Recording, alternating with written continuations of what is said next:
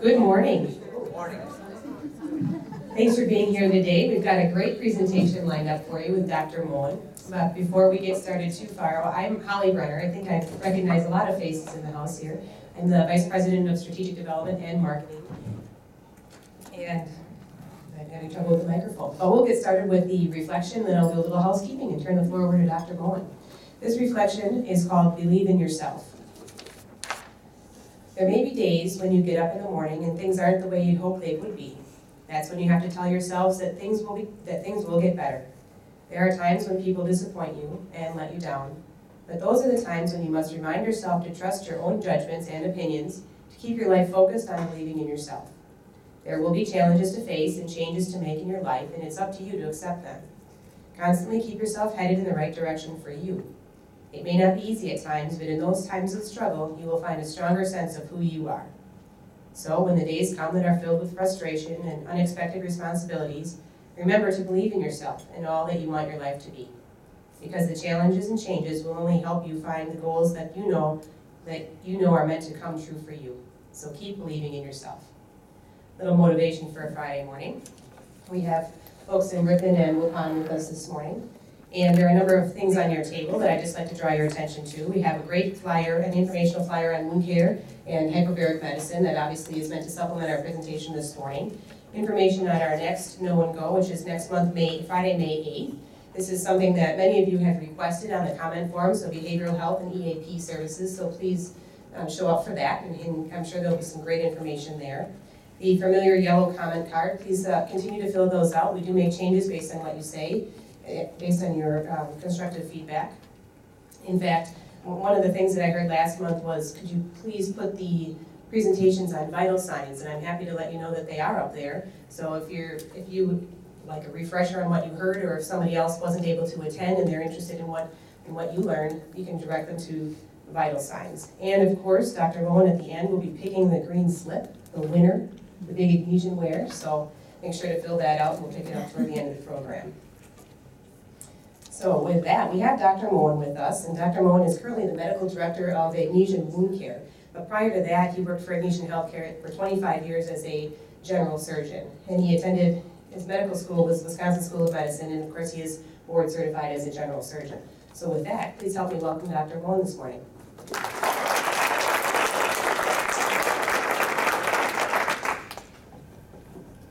Can you hear me all right? I'm often asked if I miss the surgery, and I really don't miss it that much. I just miss the people that I used to work with. And I see so many faces here that I recognize. It's kind of a little homecoming, and thanks everybody for coming. I had a chance last year to start a new program with Agnesian HealthCare, and that is the Wound Center. And we opened on the 6th of October of last year in kind of a temporary space out in the Surgery Center area. And a week from today, we're going to be moving into our more permanent area in a bigger space.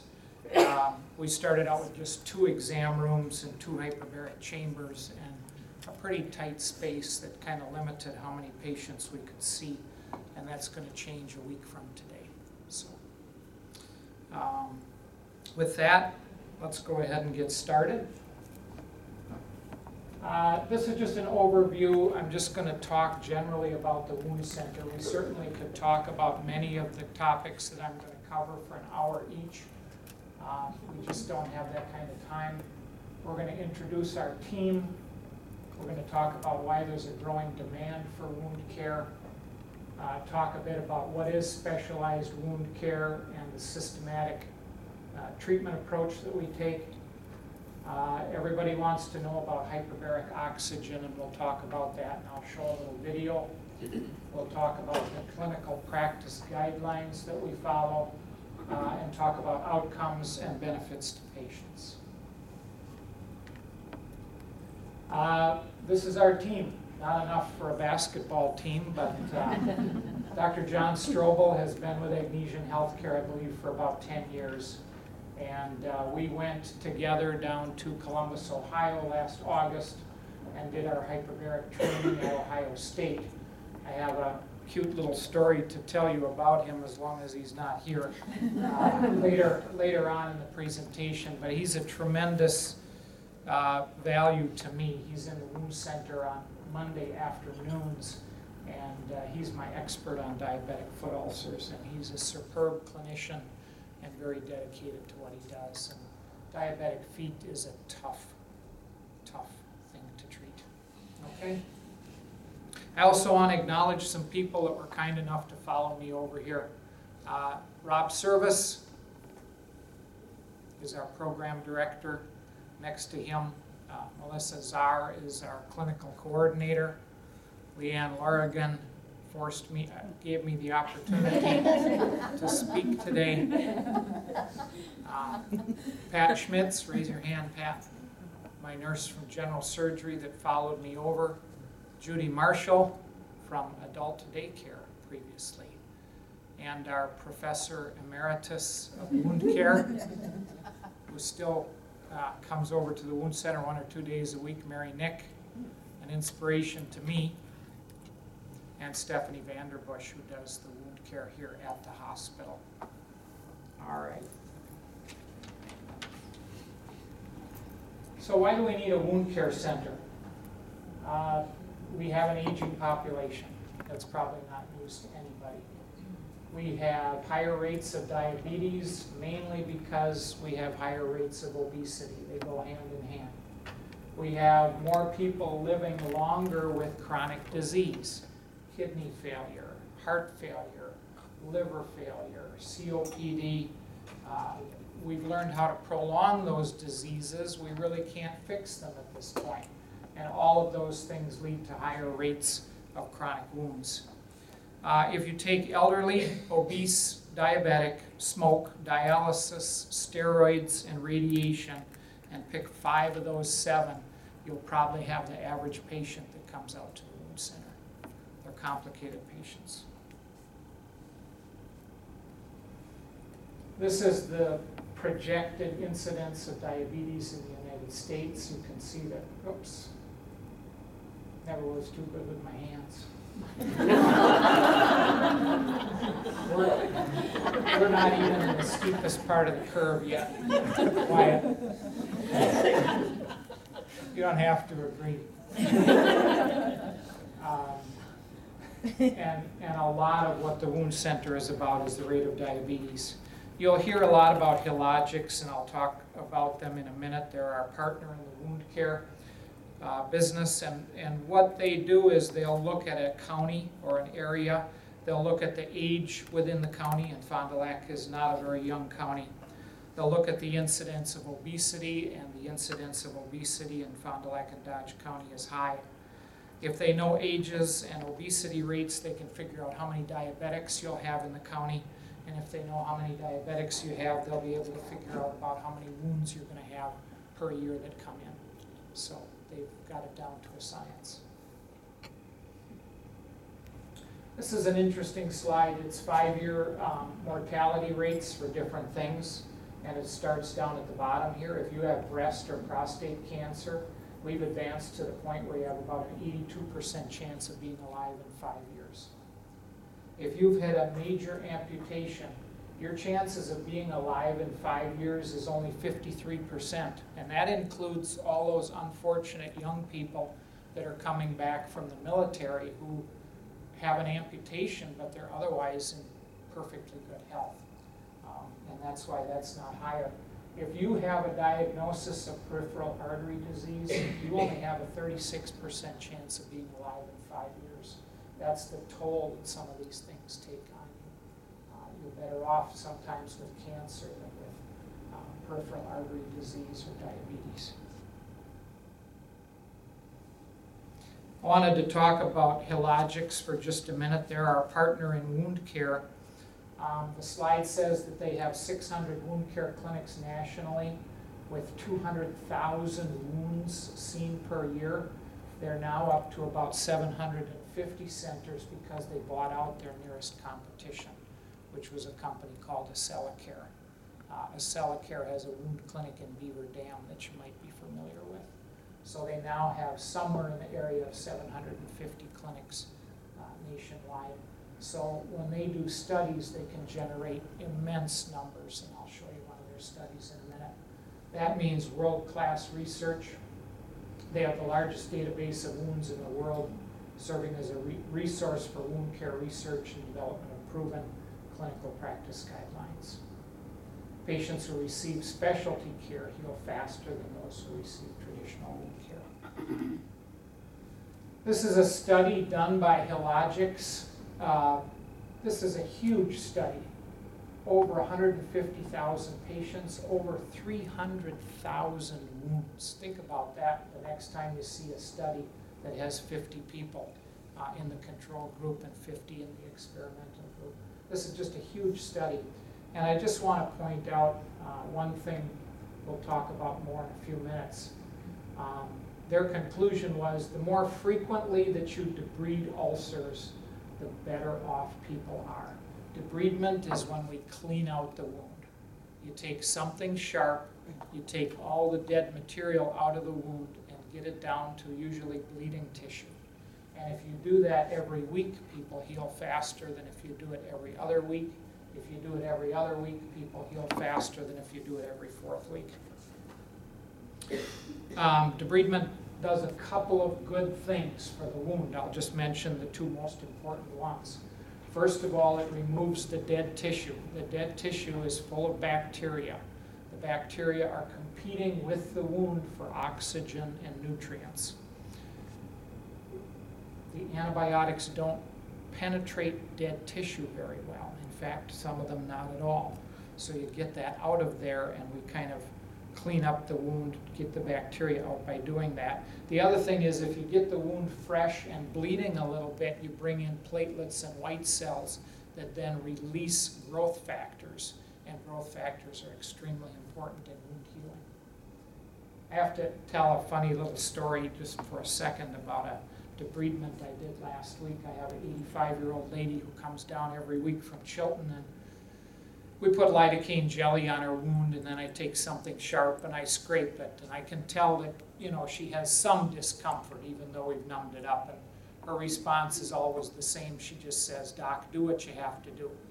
So I'm cleaning up the wound last week, and she said, "You know, while you're doing that, I'm always looking at that poster," and I turned around and didn't realize that in the back of the room we have one of those posters that Agnesian puts in all the bathrooms that say, "Is someone hurting you?"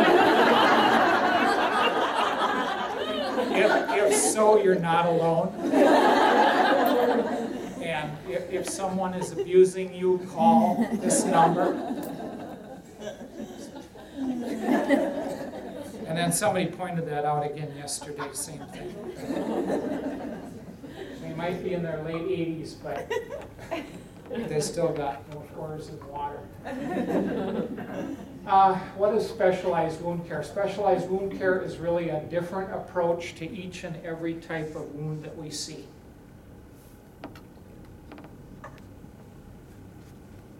Venous stasis ulcers have become the #1 ulcer that are seen in wound cares in the United States.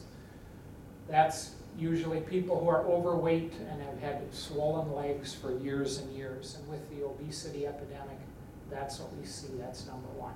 Pressure ulcers, these are bed sores, decubitus ulcers. Diabetics get a whole array of ulcers, usually on the bottom of the feet. Arterial ulcers, vascular insufficiencies, these are poor arterial inflow. Radiation can cause damage that can surface months to years, 20 years after completion of treatment. Life-threatening infections. Osteomyelitis means infection of bone. Osteomyelitis is difficult to clear because bone has a lousy blood supply. Skin irritations, probably not appropriate for the wound center. Surgical wounds and neuropathic ulcers, but different ulcers require different approaches. If you have a venous ulcer, the mainstay of treatment is compression. When we see somebody come in the wound center with swollen legs, Pat, what's the first thing I ask them? Where do you sleep? Where do you sleep at night? You'd be surprised how many people with swollen legs are sleeping in the recliner at night. And they bend at the groin and big tummy, and you cut off the return of venous blood and probably cut off lymphatic supply. And if you don't get them in bed at night, you're never going to get them healed up. Interesting, we had a patient with an ulcer, diabetic patient with an ulcer on his heel. He was in a wheelchair. Do you walk? No, just transfer. The ulcer was on the back of his heel. Finally, after weeks and weeks of this thing just looking at me every week, I thought, let's put him in a cast. Put him in a cast, he was healed up in 2 weeks. It turns out that he uses his heels and digs in to propel himself along in the wheelchair. So it just took me a while to figure that out. So our center offers advanced treatment for all of these ulcers. We try to centralize care. I guess I would say to primary care, do you really want to do wound care in your office? It's time consuming. They should be seen every week. You need a large variety of supplies. You need a wide variety of expertise. Do you really want to do wound care in the office? You don't have to wait until they're a train wreck to send them to the wound center. We'll see anybody with a full thickness wound, anybody with a wound that's through the skin, particularly if it looks complicated, it looks like it's going to take a long time to heal up, but if you just don't want to deal with it, you can send it to the wound center. We've seen everything from where is your wound to things that make my jaw drop that I've never seen before. So, but you don't have to wait until they're in terrible shape. I'm going to show some wounds. I can't talk about wound center without showing a few wounds, so if you want to bury your head or something.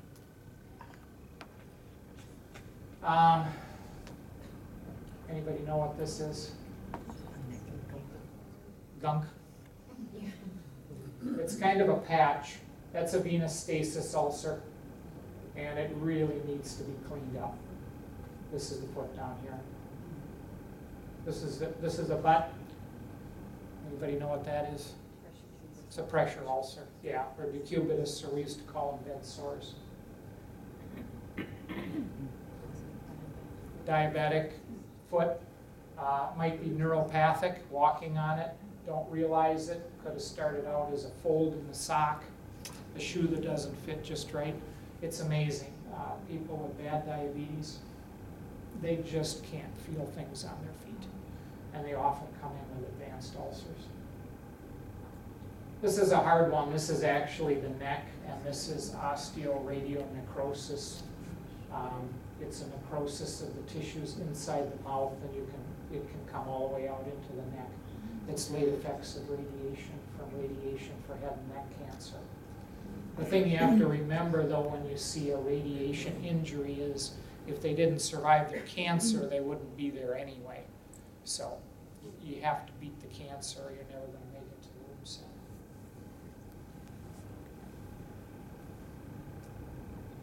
So this is a wound from the wound center, and you notice the venous ulcers are usually a patch.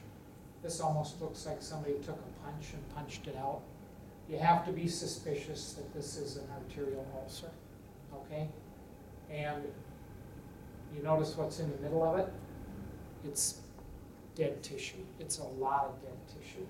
And this is probably what we usually see. This is kind of bread and butter. People come in, the tissue in the wound is dead. It's not been removed, and they're usually on about their 3rd or 4th course of antibiotics by the time we see them. This dead tissue is loaded with bacteria. There's probably pus underneath here. The concentration of antibiotics in dead tissue is probably near 0. What they really need is a debridement. And this is, I believe, the same ulcer after we cleaned it up. It's not perfect, but it looks a lot better. So debride it every week if necessary. Try to numb it up with lidocaine jelly or inject it to make the patient comfortable. But you have to clean these things up to get them to heal. The other thing we do with all patients with leg ulcers is we do ABIs, if you know what ABIs are. It's a blood pressure cuff on the ankle. You compare it to the blood pressure in the arm. If they're the same, you're in great shape, you have good circulation. If it's significantly less, watch out, because they probably have peripheral artery disease and they just don't have the blood flow to the leg that they may need to heal the ulcer. So debridement is probably the most important thing we do. You take out the competition, you take out the dead tissue, take out the bacteria. We use very few antibiotics in the wound center.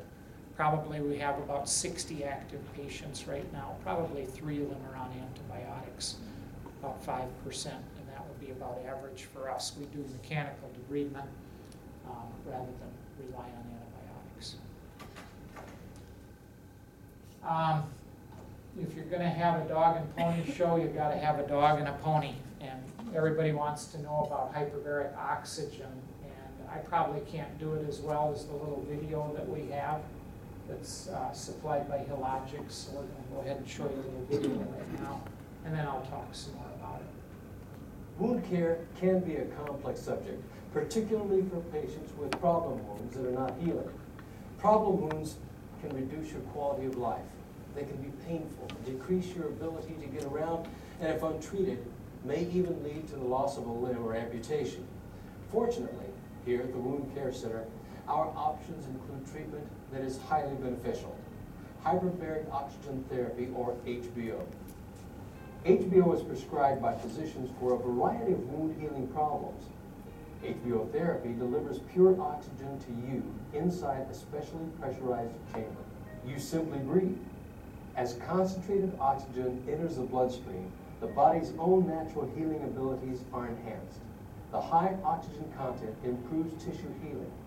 HBO also causes new blood vessel formation, a process called angiogenesis, which supports and promotes healing. Research has shown that hyperbaric oxygen therapy helps you heal better and faster and offers proven results for many types of problem and chronic wounds. After thorough evaluation by the Wound Care Center staff, HBO therapy may be prescribed by a specialty trained physician. HBO is usually given daily with the number of treatments determined by your specific diagnosis. Your treatments can last up to 2 hours. Most patients get HBO therapy on an outpatient basis, although hospitalized patients may also receive it to help them heal. The HBO chamber itself is very comfortable and quiet, with clear sides and a soft bed area. Many chambers are equipped with TV screens above them so you can watch your favorite shows or movies during treatment. I don't mind HBO treatments at all. In fact, it's very relaxing. Sometimes I just take a nap while I'm in the chamber. The air in the chamber warms up a little as the oxygen enters, but it's always very comfortable, and I love what it's doing for my wound. You may experience fullness in your ears while you're in the chamber, sort of like being in the pressurized atmosphere of an airplane. Swallowing or yawning can help with this sensation. Also, you may feel tired during treatments. This is completely normal. Your vision may temporarily change, but should return to normal after the course of therapy is completed. Because any slight change is temporary, patients should not adjust their eyewear prescription during the course of therapy. Inside the chamber, you will wear 100% cotton garments provided by the center. To allow time to change and get prepared for treatment, you should plan to arrive 10 or 15 minutes before your appointment. For your safety, these items are not permitted inside the chamber during treatment. Makeup, nail polish, perfume or aftershave, hairspray or hair oils, wigs or hair pieces, products that are petroleum-based or alcohol-based, such as cosmetics, lotions, and certain wound dressings, cell phones, pagers, other personal digital devices, jewelry, titanium framed glasses, keys or other metals, flammable materials or heat-producing items, hearing aids, food, gum, or juice. The staff at the Wound Care Center can answer any questions about the best way you can prepare for HBO therapy. It's important to know that over the course of HBO therapy, you should not use any tobacco products whatsoever. Tobacco constricts blood vessels and prolongs or even prevents full healing. By following these procedures, the simple act of breathing can help you and other patients with chronic wounds. HBO therapy at the Wound Care Center may be the step that leads to healing. If you have any questions about your HBO therapy, talk to your Wound Care Center team or your physician. The Wound Care Center is here to help.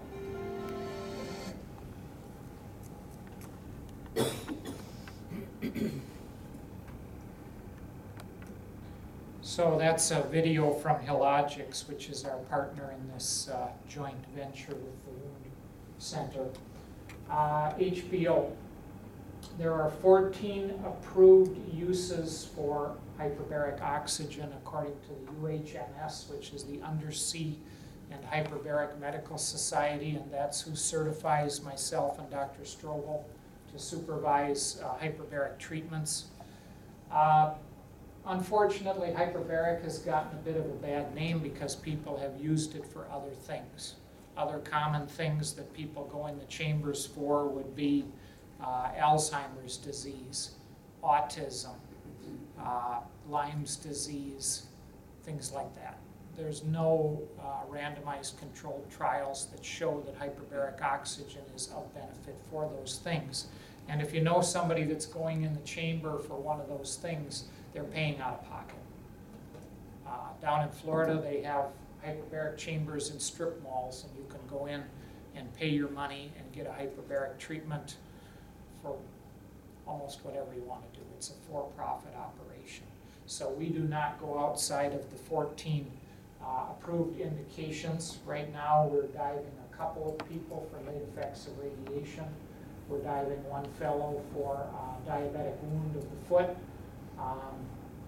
We have done a few patients for Dr. Schaefer when he's done breast reconstructions and the flaps look bad the next day. Dr. Schaefer was not much of a believer in hyperbaric therapy, and we dove one of his patients who had a reconstruction and it didn't look very good the next day. We were able to save the skin for him, so now he calls me when he has a patient, so I don't have to call him. But some doctors don't believe in hyperbaric medicine. I think it works, but you have to use it for the right thing. I'm sure when penicillin came out, it was a wonder drug. Somebody probably tried it for cancer. Didn't work very well. It doesn't mean it wasn't a good drug. But you have to use it for the right thing. This is one of our chambers. We have the largest chambers in the Midwest because we have the newest. This is 41 inches in diameter. This is all plexiglass. I don't know if you can see it, but there are two parts of this that project out that fit into those holes there. And I'll show you in a minute. You slide the cart into there, and then this cart goes in with the patient on it, on rails into the chamber. This is another view here. We, like it said in the video, we supply all the linens and the gown. We're very paranoid about fire in the chamber. Oxygen is not flammable, but it's an accelerant. Everything in a hyperbaric chamber burns hotter, brighter, faster. So you don't ever want to have a fire in the chamber. And we have a 10-second video here. I don't know if you recognize this man or not. This is Rob, our program director, and that's the Cartoon Network on television. That was what he preferred, so. But he's a big guy, and look at how much room he has in there. And the nice thing about the chambers being that big, you can put a very large person in, but probably more importantly, nobody complains about claustrophobia, because you can see through the walls. They can sit up in there. Most patients can. They can turn from side to side. There's a lot of room in there. And we have patients say, oh, I can't do an MRI. And go in and show them the chamber, and they say, I think I can do that. We haven't had anybody refuse yet. Anytime there's somebody in the chamber, our technician, Jamie, is in the room. He cannot leave the room when somebody's in the chamber? What if he has to go to the bathroom? One of us jumps in and takes over until he comes back. There's never a patient in the chamber with the door closed that Jamie is not in that same room, and I have to be in the department anytime that there's somebody in hyperbaric. Run our little video. Now he can hear Rob talking at any time, but for him to talk to Rob, he has to pick up the telephone. And for some reason, these are the latest in hyperbaric chambers, but the controls look like something from a 1950s submarine movie. I don't know why. So that's changed. Got to show some pictures again. This is Joe, and Joe is 68 years old, and Joe had gangrene on his 5th toe and had that amputated, and it didn't heal up. And then he got gangrene on his 4th toe and had that amputated, and it didn't heal up. Dr. Santa Cruz did an angiogram, and Dr. Lilly did a partial revascularization. And this is the day he came to the wound center, and I looked at that, and I used to do vascular. I've done a lot of amputations. I thought, yeah, like that's going to heal up.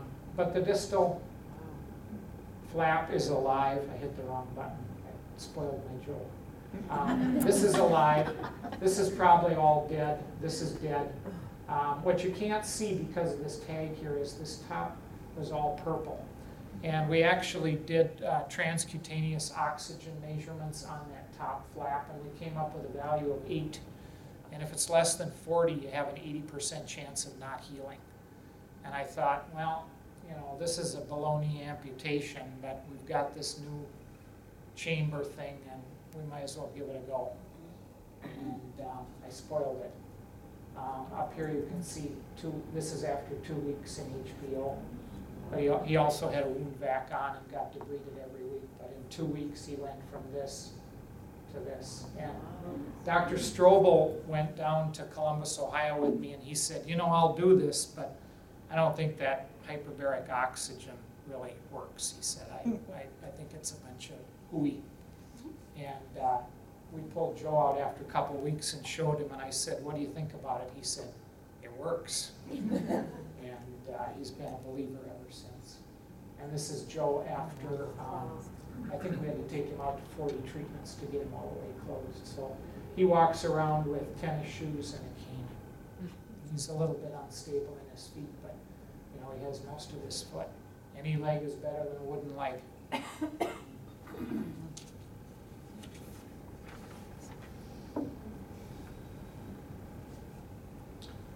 What are clinical practice guidelines? They're also known as practice parameters, clinical protocols, critical pathways, and treatment algorithms. They serve 5 purposes. They assist patients and practitioners in decision-making, educate individuals or groups, assess and ensure quality of care, allocate healthcare resources, and reduce the risk of legal liability if you're following them. What they are really are algorithms or diagrams that help us with each of the different types of wounds to tell us how we should proceed, what works, what's proven, what doesn't. This is kind of our Bible. It's the 9 steps of wound healing. You can see from the flow chart here there are 9 yellow diamonds. Number 1, always, and most of our wounds are on the leg or on the foot. Number 1 is, do they have adequate perfusion? In other words, is the circulation sufficient to heal the ulcer? That's number 1. If you don't have blood supply, you're not going to heal anything. Next, most important, remove all the dead tissue. Is it infected? Is there edema? And then there are ways to deal with all of these different things. These branch out much larger than it shows. Is the wound environment conducive to healing? Is it too wet? Is it too dry? Optimize tissue growth. Here's where sometimes artificial skin substitutes and things like that come into play. Offload means put them in a boot, put them in a cast. There was a study done a few years ago which was interesting. You see people walking around, mostly from orthopedics, with those fancy boots on. Somebody asked their patients, their diabetic patients, to wear a pedometer, and then they hid another pedometer in the boot. And they compared how many steps the patient took, and they found that they only wore their boot 22% of the time. So, why isn't this healing up? Because the patient, when they get up at night to go to the bathroom, they don't put their boot on, or when they go out with their friends for lunch, they're not going to put that clunky boot on. So maybe they need a cast, like the example I told you about. Is pain controlled? And then optimizing host factors. If they're diabetic, what's their A1C? What's their albumin? What's their nutrition? If they're on steroids, can you taper them? Those kinds of things. But the most important steps are at the top.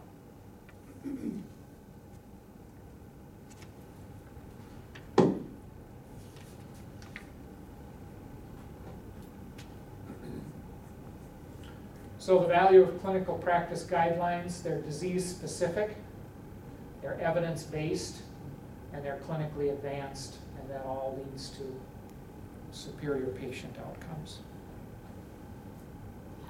Melissa, what's our heal rate right now, or Rob? 96% of patients that we've seen heal within 14 weeks. So we're at 96%. And that's our own data. Right now we have a man in the wound center who's had open ulcers on his legs for 34 years. I don't know if we'll get him closed up or not. I'd like to before I retire. But he's been in treatment now since we opened. And that's one of those jaw droppers, even though I think I've been around a little bit. I thought I'd seen everything. He's a truck driver, and he's had open wounds. 1981, he told us that was the last time they were closed. Can we close him? I don't know. We'll see. It's a challenge. Every patient that comes in, their wounds get measured every single time. They get measured in 3 dimensions, longitudinally, transversely, and depth. And we keep track of the blue is the surface area of the wound.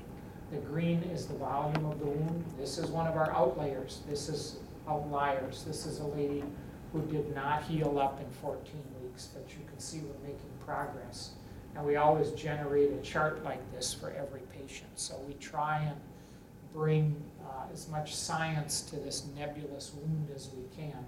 And this is the way we keep track of healing. These little red diamonds, or red triangles, those are debridements. So you can see she gets debrided almost every time she comes in.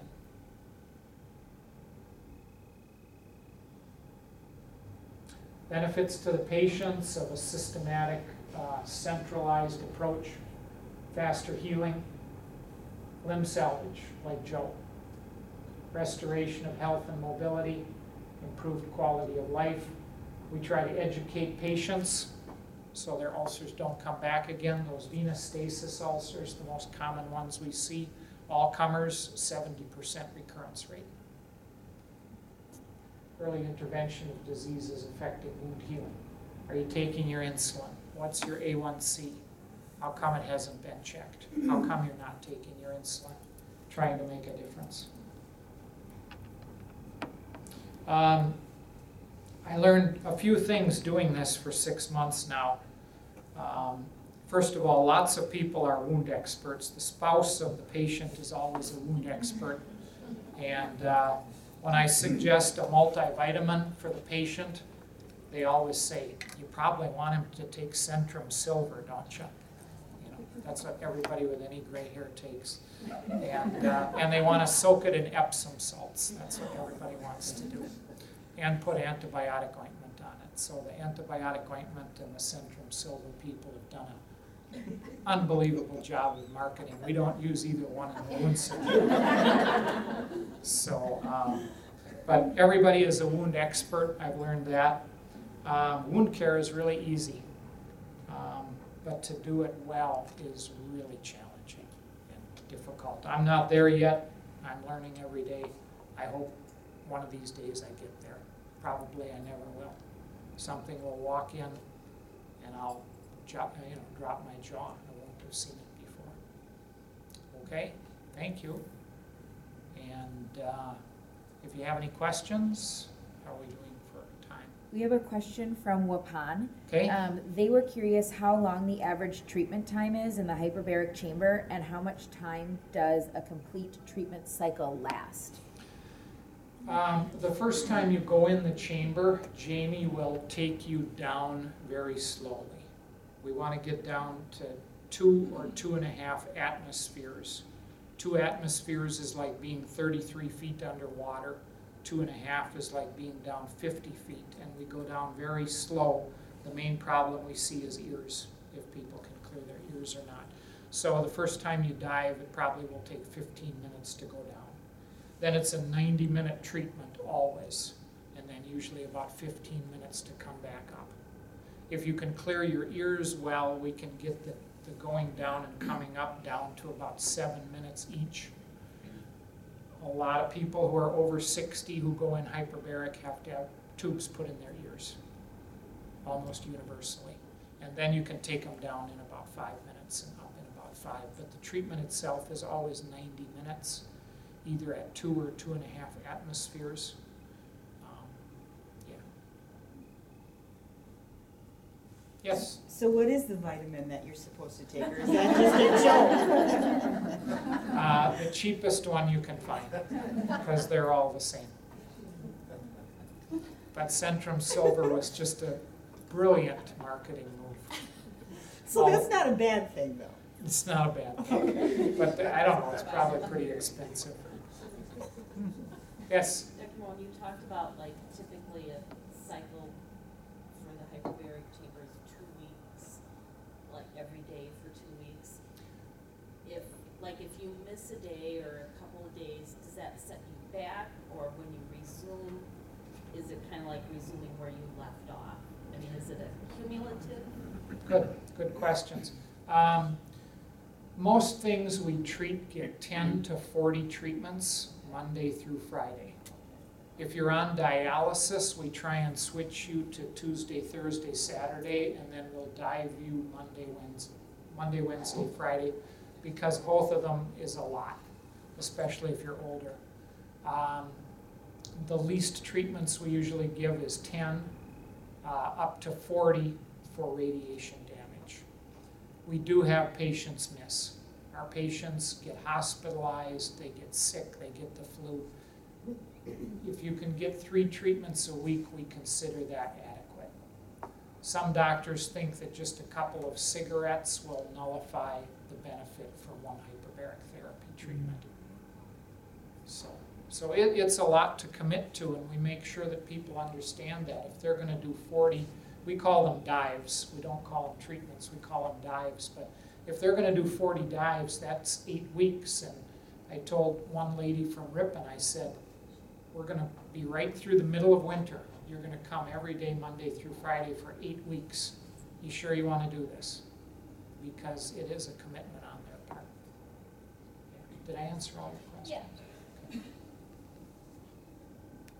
Way in the back? Have you ever considered bringing on a registered dietitian to handle all of your nutrition issues? I was just thinking that. We did have a dietitian come and speak with us, and we've sent her a couple of patients, and I don't think, it wasn't you, was it? No. Okay. Testing me. And we have sent a couple of patients to her. And you know, it's mostly obesity. And some of our wounds drain so much that people get hypoproteinemia just because of the amount of protein they lose through their wounds. But yeah, we do have somebody we refer to. Yes? How many struggles getting this covered? A lot. Yeah. A lot. Medicare will reimburse the 14 indications that we talked about. Private insurance is a complete random, you know, we'll have things that have been approved by the UHMS, and Dean Care will say, well, we consider that experimental. I'll do a doctor to doctor and give them my best pitch, but sometimes they still deny us. Yeah, it's hard to get people to pay for HPO. Only about 10% of people on average that go to the wound center will end up in hyperbaric. We don't, I had a physician tell me, all you guys do is just stick everybody in the chambers. I wish it was that easy.